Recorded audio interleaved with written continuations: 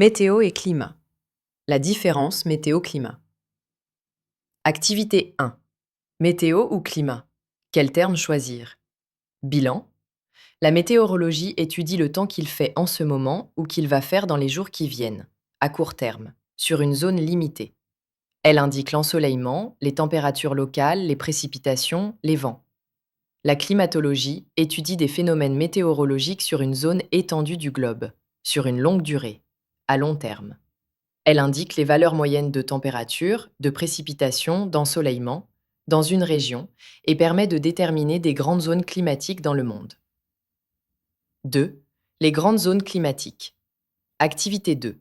L'origine des climats. Bilan. Il existe sur Terre 3 grandes zones climatiques, caractérisées notamment par leur température. La zone chaude, la zone tempérée et la zone froide.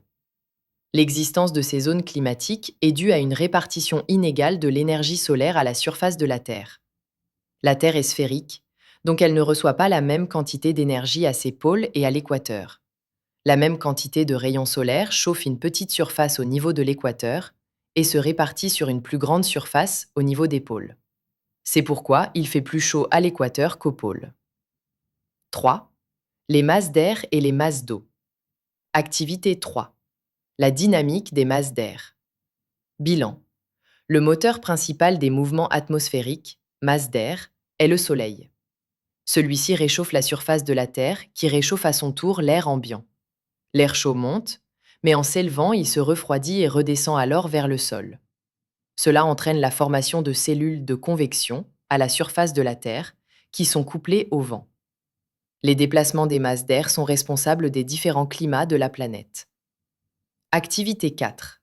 La dynamique des masses d'eau. Bilan.